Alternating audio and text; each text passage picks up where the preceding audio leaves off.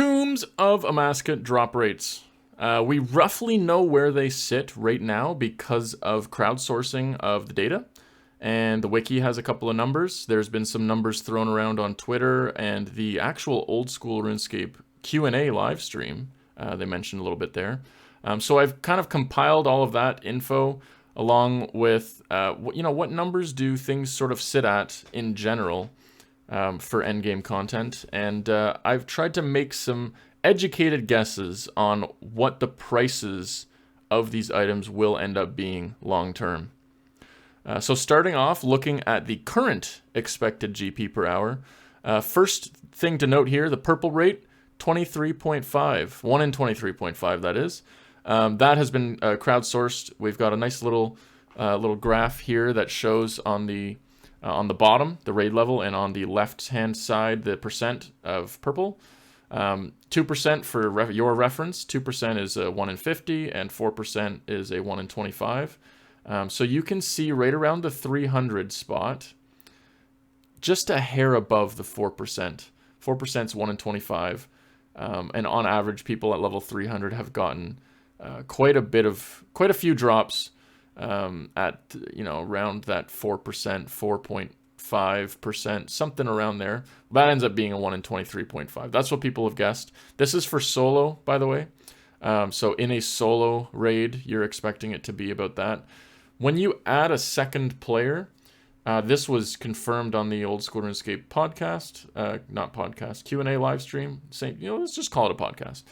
It was confirmed on there. They don't lower the rate of purple. So it's not like if it's a 1 in 5 as a solo, when you go to a duo, it ends up being like a 1 in 4. Like it goes from 1 in 5 to 1 in 2.5. So in this case, it goes from 1 in 23.5 or 1 in 24 for rounding sake, divided by 2. It's a 1 in 12 in a duo. It ends up being a 1 in 8 in a trio. And then it goes down to as low as like below a 1 in 3 in an 8-man 300. I've seen it firsthand. We had 4 back purples. I will be happy with anything. I'm not going to lie. Let's go. Let's go. Let's go. That's so good. That's so good. That's so fucking good. Let's go. We got the thing. We've had 3 back purples. Like, they seem to be about a 1 in 3 in expert level 300s in big 8-man teams. So that purple rate seems right to me, based on my experience, based on the numbers we've seen and everything. It just kind of makes sense. Next column is the purple weighting. So for every purple that you see, 3.5 chance, 1 in 3.5, I should say, is going to be a light bearer. 1 in 3.5 will be the Osmondton's Fang. The Alidness's Ward is about a 1 in 8. The Missouri's Mask, 1 in 12. Body, 1 in 12. Chaps, 1 in 12. And then the Shadow, 1 in 24. So every time you get a purple, you see the chest, you haven't opened it yet, those are basically your chances of getting it. So people call light bearer like all the time. And for good reason. It's the most common. The light bearer and the Fang is basically the arcane and the dex. So yeah, let's take a look at the overall drop rate. So if you multiply the purple rate by the overall purple weighting, you'll get an overall drop rate. So basically, getting a light bearer in a level 300 raid solo is a 1 in 82.25.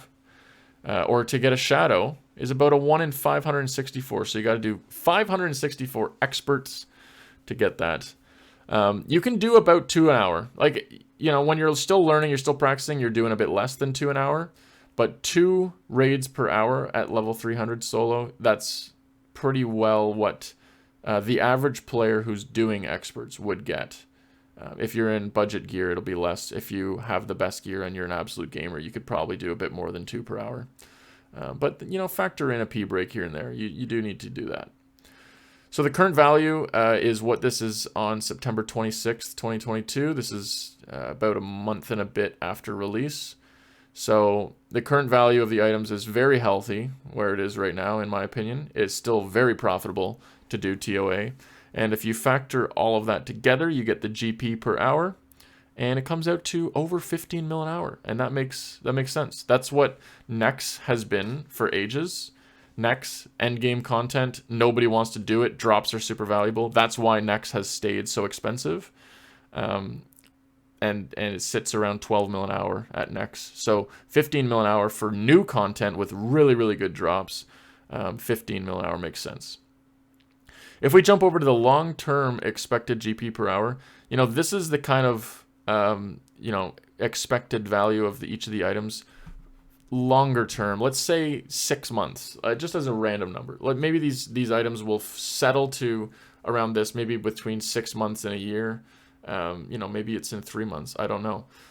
Everyone seems to be doing ToA. A lot of the high-level community, a lot of the mid-level community too, because of the invocation system. Mid-levels can get in on this action as well.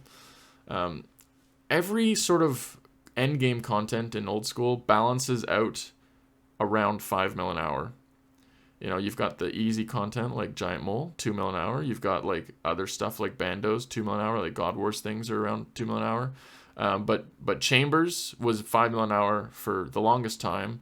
TOB has been, I almost said TOA. TOB has been 5 mil an hour for a long time. So again, those numbers, if you don't factor in like, we're wiping at TOB all the time, or people are dying at Cox, or we're doing like super casual raids and we're doing 1 per hour, like, yeah, if you're doing semi-efficient, you're getting about 5 mil an hour. Fosani's Nightmare was another example of that.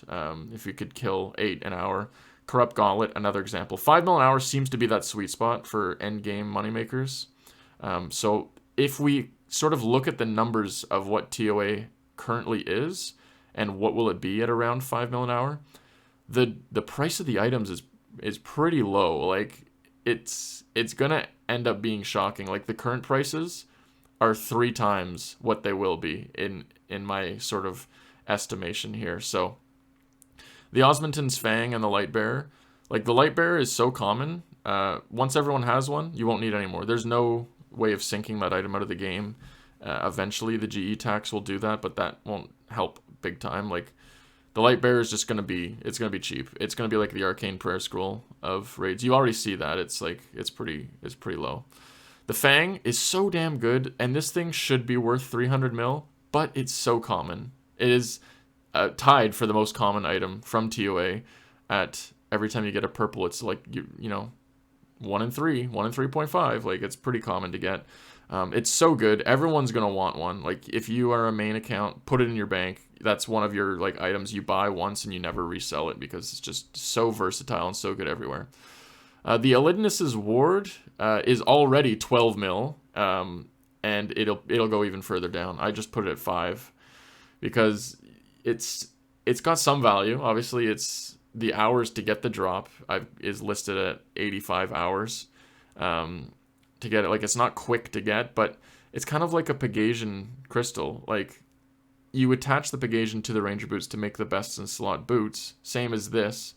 But the thing is, like, the drop rate of the Elidness's Ward is much less than that of an Arcane Sigil to make the upgraded ward. So, like, people aren't really going to want to spend a bunch of money on the ward if they're already spending a bunch on the Arcane. Like, we've just never seen that where 2 components that make one item have the same value. You're not going to see the Elidness's Ward at 150 mil and the Arcane at 150 mil.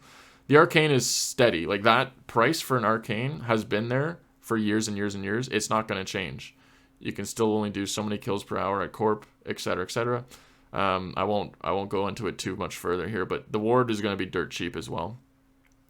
Misori's armor is so good, and everyone's going to want it. Every single player. Like, if you ever use range, Misori, best in slot. Like, no questions asked. It doesn't degrade. It doesn't anything. Like, it's best in slot. So the prices here are shockingly low. Like, Torva, it kind of makes sense that Torva is like a bill for the best in slot melee armor.